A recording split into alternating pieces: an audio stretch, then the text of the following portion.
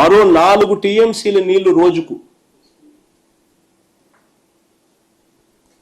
ఇష్టం వచ్చినట్టుగా ఎడాపెడా పవర్ హౌస్ ఆపరేషన్స్తో తరలిస్తా నీళ్లు శ్రీశైలం నుంచి ఖాళీ చేస్తా ఉన్న పరిస్థితి.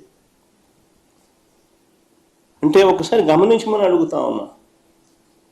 ఇప్పటికే పరిస్థితి ఎలా ఉంది అని అంటే 20 ఏళ్లలో పోతిరెడ్డిపాడు కింద 3-4 సంవత్సరాలు 20 సంవత్సరాలకు గాను 3-4 సంవత్సరాలు మాత్రమే అలొకేటెడ్ కోటా కిందికి నీళ్లు దొరుకుతా ఉన్న పరిస్థితి మధ్య ఈ ప్రాజెక్టులన్నీ ఇంకోవైపున కడతా ఉన్నారు. పవర్ హౌస్లో ఇష్టం వచ్చినట్టుగా పవర్ హౌస్ అనేది ఎందుకు ఆపరేట్ చేస్తారో కూడా అర్థం కాదమ్మా. ఒకవైపున రాష్ట్రంలో ఇటువైపున ప్రజలు అల్లాడుతూ ఉంటే నీళ్లు లేక, అటువైపున యథేచ్ఛగా పవర్ను 777 అడుగుల నుంచి 4 టీఎంసీ నీళ్లు శ్రీశైలం నుంచి ఖాళీ చేస్తూ పవర్ హౌస్ ఆపరేట్ చేస్తారు.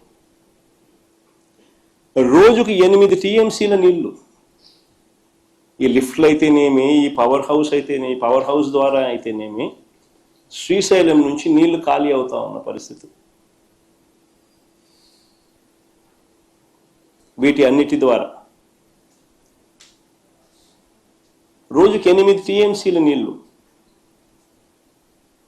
ఈ లిఫ్ట్ల ద్వారా అయితేనేమి, ఈ పవర్ హౌస్ల ద్వారా అయితేనేమి శ్రీశైలం డ్యామ్ నుంచి ఖాళీ అవుతా ఉన్న పరిస్థితి.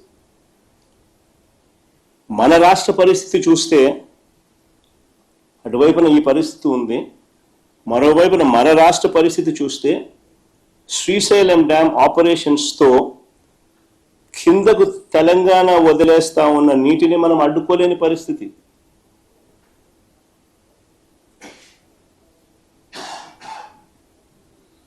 కింద వాళ్ళ పవర్ హౌస్ లెఫ్ట్ బ్యాంక్ వాళ్ళ దగ్గర వాళ్ళ ఏరియాలో ఉంది.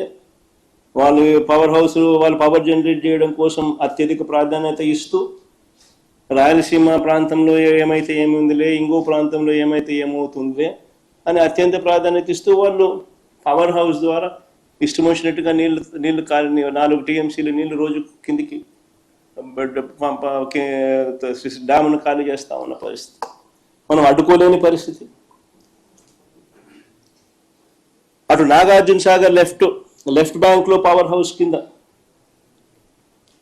లెఫ్ట్ బ్యాంక్ ఆపరేషన్స్ మొత్తం వారి చేతుల్లోనే ఉన్నాయి.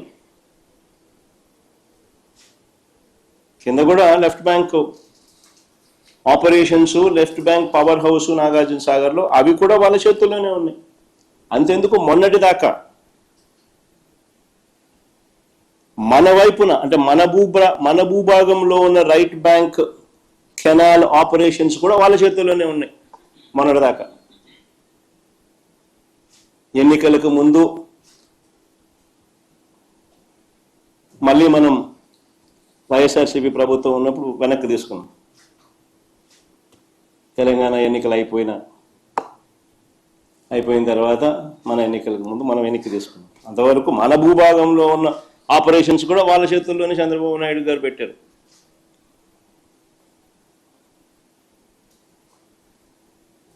నాగార్జున సాగర్ కిందున్న పులిచింతల ప్రాజెక్టు, దాంట్లో లెఫ్ట్ బ్యాంక్ పవర్ హౌస్ అది కూడా వాళ్ళ చేతుల్లోనే ఉంది.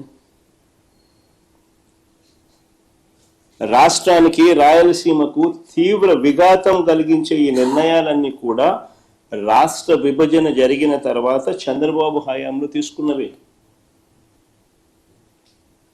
ఇవన్నీ కూడా నిర్ణయాలు.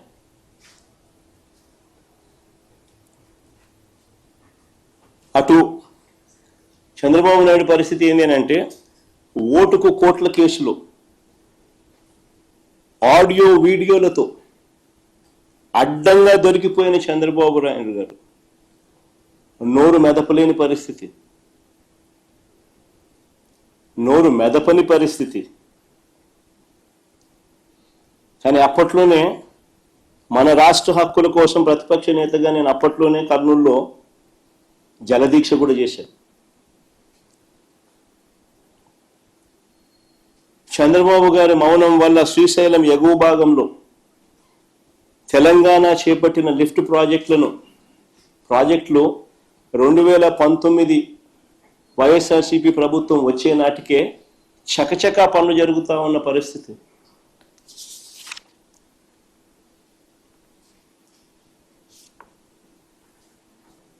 తెలంగాణ ప్రభుత్వం చేపట్టిన కల్వకుర్తి ఎక్స్పాన్షన్ అయితేనేమి, ఎస్ఎల్బిసి ఎక్స్పాన్షన్ అయితేనేమి, పాలమూరు రంగారెడ్డి దిండి ఎత్తిపోతల ప్రాజెక్ట్ అయితేనేమి, వీటికి ఏ దానికి కూడా పర్యావరణ అనుమతులు లేవు.